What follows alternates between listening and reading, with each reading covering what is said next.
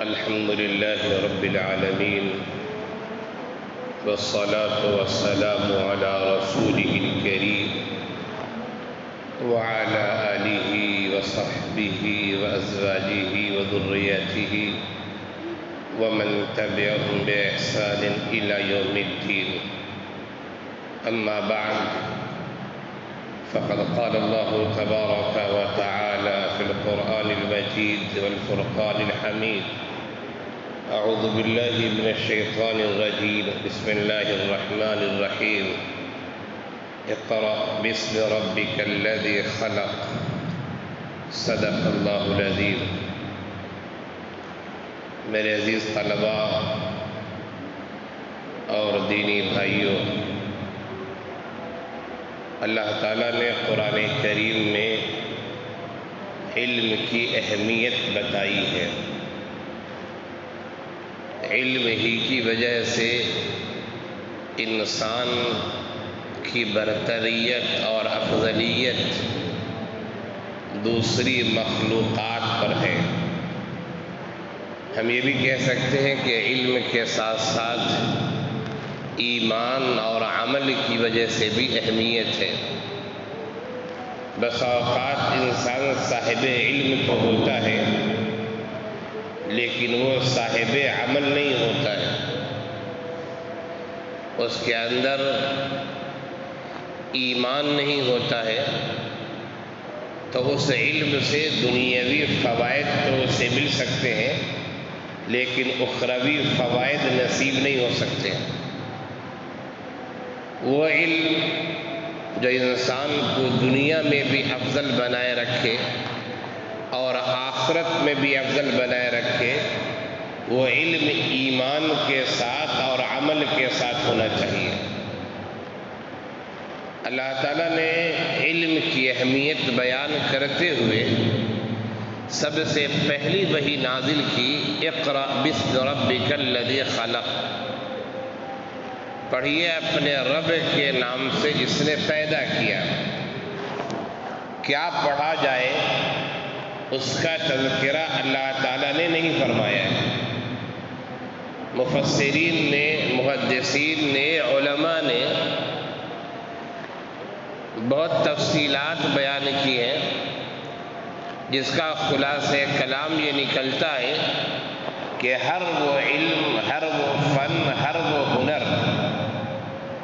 جو انسانوں کے لیے مفید ہو، خلق خدا کے لیے مفید ہو، اسے حاصل کیا جائے، اسے پڑھا جائے، لیکن رب کے نام سے پڑھا جائے، یعنی اللہ کا نام لے کے پڑھیں گے تو اس میں خیر ہی خیر ہوگا اور وہ نفع ہی نفع ہوگا.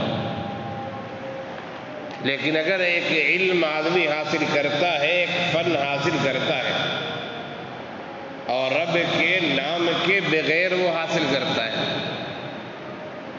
دنیا کے لیے حاصل کرتا ہے، تو وہ علم اس کے لیے دنیا میں تو مفید ہو سکتا ہے، اللہ کے نزدیک وہ علم مفید نہیں ہو سکتا ہے. آپ اور ہم خوش قسمت ہیں، اللہ کا فضل ہے، اس کا کرم ہے، اس کا احسان ہے کہ اللہ تعالیٰ نے ہمیں اور آپ کو اس علم کی راہ میں لگایا ہے.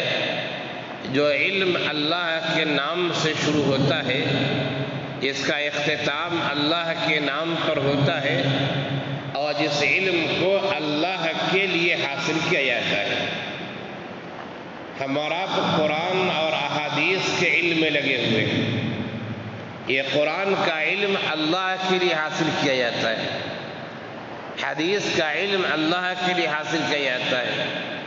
اگر اسے مختصر لفظوں میں کہا جائے تو یہ کہا جا سکتا ہے کہ ہم اور آپ جس علم میں لگے ہوئے وہ علم علم شریعت ہے، وہ علم علم نبوت ہے، وہ علم علم اسلام ہے اور علم دین ہے.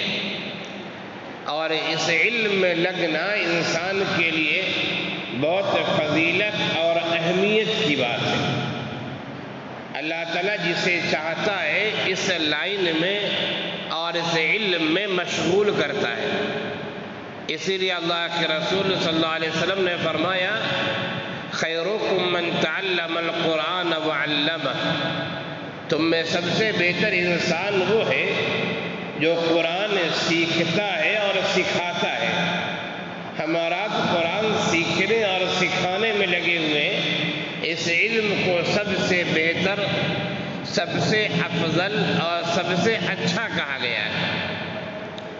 ہمیں اور آپ کو چاہیے کہ اپنی نیت کے اخلاص کے ساتھ، پوری توجہ کے ساتھ، پوری محنت کے ساتھ، اخلاص کے ساتھ اس علم کی راہ میں لگے رہیں، اس لیے کہ اللہ تعالیٰ نے افضل ترین راستے میں ہمیں لگایا ہے، اور علم ہی کی وجہ سے انسان کی اہمیت ہے جو ہم نے بتایا۔ اور اگر دنیا اور آخرت دونوں میں اہمیت چاہتے ہیں تو علم کے ساتھ ایمان ہونا چاہیے۔ اللہ کا فضل ہے کہ ہم سب صاحب ایمان ہیں، ہم سب اہل ایمان ہیں۔ اللہ تعالیٰ نے اسلام کے گھرانے میں، مسلمان کے گھرانے میں ہمیں اور آپ کو پیدا کیا ہے، تو ایمان اور اسلام کی دولت ہمارے ہاتھوں میں یہ اللہ کا کرم ہے جو ہمیں بن مانگے مل گیا ہے۔ یہ اتنی بڑی نعمت ہے کہ بغیر محنت کے نعمت مل گئی ہے۔ اب دو چیزیں بچ گئی ہیں۔ جب ایمان ہمیں مل چکا ہے تو ہم علم میں آگے بڑھیں، اور علم میں آگے بڑھنے کے ساتھ ساتھ عملی میدان میں آگے بڑھیں۔ جب یہ تینوں چیزیں جمع ہو جائیں گی، ایمان، علم اور عمل، تو انشاءاللہ دنیا اور آخرت دونوں جہان میں ہماری برتریت، ہماری افضلیت ثابت ہو جائے گی۔ علم ہی کی وجہ سے اللہ تعالیٰ نے حضرت آدم علیہ السلام کی افضلیت فرشتوں پر بتائی تھی۔ وَعَلَّمَ آدَمَ الْأَسْمَاءَ كُلَّهَا، اللہ تعالیٰ نے حضرت آدم علیہ السلام کو تمام نام سکھا دیے۔ کون سے تمام نام؟ ہر وہ نام جو انسانی ضرورت کے لیے ہے۔ انسانی ضرورت کے لیے جتنی بھی چیزیں ہیں، سب چیزوں کے نام اللہ تعالیٰ نے حضرت آدم علیہ السلام کو سکھا دیے۔ اور پھر حضرت آدم علیہ السلام کو سکھانے کے بعد ان چیزوں کو فرشتوں کے پاس پیش کیا گیا۔ ثم عرضوا علی الملائکہ، فرشتوں کے پاس پیش کیا گیا۔ پھر کہا گیا کہ ذرا ان کے نام بتاؤ۔ فرشتے خاموش ہو گئے، نہیں بتا سکے۔ حضرت آدم علیہ السلام نے ان چیزوں کے نام بتائے۔ تو حضرت آدم علیہ السلام کو علم دے کر اللہ تعالیٰ نے فرشتوں پر ان کی برتریت ثابت کی۔ معلوم یہ ہوا کہ ہمارا آپ بھی علم کے راستے میں آگے بڑھیں گے، آگے نکلیں گے، تو ہماری افضلیت، ہماری برتریت ثابت ہوگی۔ لیکن شرط وہی ہے جو ہم نے بات بتائی کہ ہمیں دنیا اور آخرت دونوں کی فکر کرنی ہے، اور دونوں کی فکر اسی وقت ہمیں کامیابی کی طرف لے جا سکتی ہے جبکہ ایمان بھی ہو، علم بھی ہو اور عمل بھی ہو۔ قرآن کریم میں دوسری جگہ اللہ تعالیٰ نے ارشاد فرمایا، یرفع اللہ الذین آمنوا منکم والذین اوتوا العلم درجات۔ یرفع اللہ الذین، اللہ تعالیٰ ایسے لوگوں کو بلندیاں عنایت فرمائے گا تم میں سے جو صاحب ایمان بھی ہو اور صاحب ایمان کے ساتھ ساتھ صاحب علم بھی ہو۔ یہ علم دیا گیا تو اللہ کا جتنا شکر ادا کیا جائے کم ہے کہ اللہ تعالیٰ نے ہمیں اور آپ کو علم کی راہ میں لگایا ہے، اور اس علم کی راہ میں لگایا ہے جس علم کی راہ میں تعلیم کے ساتھ ساتھ تربیت بھی کی جاتی ہے، تعلیم کے ساتھ ساتھ عمل پر ابھارا بھی جاتا ہے۔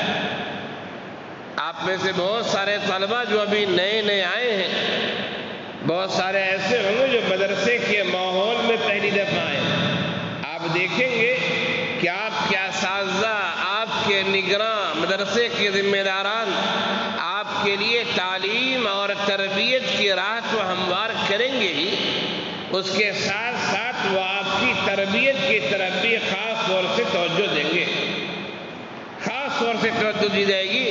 نگراں حضرات آپ کو بہت ساری چیزوں کی طرح رہنمائی کریں گے، ذمہ داران بہت ساری چیزوں کی طرح رہنمائی کریں گے، اور جمعے کے اس منبر و محراب سے، جمعے کے خطبے سے، جمعے کے بیان سے بہت ساری چیزوں کی طرف آپ کی رہنمائی کی جائے گی، جو رہنمائی علم کے ساتھ ساتھ تربیت کی بھی ہوگی۔ تو تربیت کے میدان میں بھی ہمیں اچھا کردار ادا کرنا ہے، اور یہ علم کے ساتھ ہوگا۔ اور اللہ کا یہ بھی فضل ہے کہ اللہ نے اس علم میں لگایا ہے جس علم کا تعلق اللہ کے نام سے ہے۔ اس لیے کہ حدیث شریف میں صاف صاف یہ بات آئی ہے کہ جو اس علم کو، جو اللہ کی خوشنودی کا علم ہوتا ہے، علم نبوت ہے، علم شریعت ہے، علم اسلام ہے، اس علم کو جو آدمی دنیا کے حصول کے لیے، دنیا کے مفادات کے لیے، دنیا کے طلب کے لیے حاصل کرتا ہے، تو پھر ایسے آدمی کو اللہ تعالیٰ کے قیامت کے دن جنت کی خوشبو بھی عنایت نہیں فرمائے گا۔ یعنی ہم اور آپ جس راہ میں لگے ہوئے ہیں، اگر اس راہ میں لگنے کا مقصد دنیا کے عہد و مناصب کو حاصل کرنا ہے، اس راہ میں لگنے کا مقصد اگر دنیا کمانا ہے، تو اللہ کے نزدیک ہم ذلیل و خوار ہو جائیں گے، ذلیل و خوار ہو جائیں گے۔ اللہ کے رسول صلی اللہ علیہ وسلم کا ارشاد گرامی ہے کہ جو آدمی اپنی ضرورت کسی بندے کے سامنے رکھتا ہے کہ میرے ساتھ یہ پریشانی اسے حل کر دیجیے، جو آدمی اپنی ضرورت کسی بندے کے سامنے رکھتا ہے، اللہ تعالیٰ ایسے آدمی کو ذلیل و خوار بھی کرتا ہے اور ایسے آدمی کو پریشانی میں مبتلا کرتا ہے۔ ہمیں اپنی ضرورت اللہ کے سامنے رکھنی ہے، اللہ سے مانگنا ہے، اللہ کے سامنے رکھنے کے بعد، اللہ سے مانگنے کے بعد پھر دنیاوی وسائل جو ہے وہ ہم اختیار کریں، لیکن ہم نے اللہ سے نہ مانگ کر، اللہ کی طرف اپنی ضرورت نہ پیش کر کے، ہم نے دنیاوی لوگوں سے اپنی ضرورت کی تکمیل کا تقاضا کرنا شروع کر دیا، تو اللہ تعالیٰ ہمیں اور آپ کو ذلیل و خوار کر دیتا ہے۔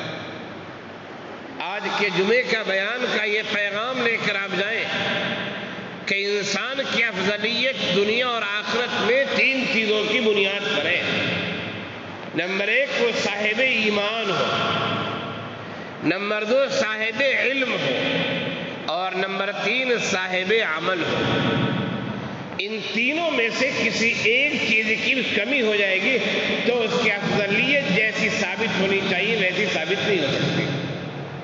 اور ان تینوں میں سے خاص طور سے ایمان کا اگر فقدان ہو گیا، ایمان اگر نہیں پایا گیا، تب تو وہ آخرت میں ناکام و نامراد رہے گا۔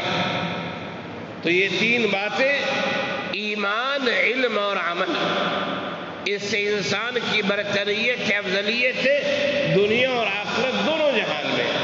ہمیں اللہ تعالیٰ کا اس بات پر شکر ادا کرنا چاہیے کہ اللہ تعالیٰ نے ہمیں ایسے راستے میں لگایا ہے جو راستہ ایمان، علم اور عمل تینوں کو شامل ہے، جو راستہ اللہ کی خوشنودی کو شامل ہے۔ ہمیں اس پر اللہ کا شکر ادا کرنا چاہیے اور دل جمعی کے ساتھ، توجہ کے ساتھ، محنت کے ساتھ اس لائن میں لگے رہنا چاہیے اور اللہ سے دعا کرتے رہنا چاہیے۔ انشاءاللہ ہمیں دونوں جہان میں ضرور کامیابی ملے گی۔ اللہ ہم سب کو کہنے سننے سے زیادہ عمل کی توفیق عنایت فرمائے۔ وآخر دعوانا ان الحمد للہ رب العالمین۔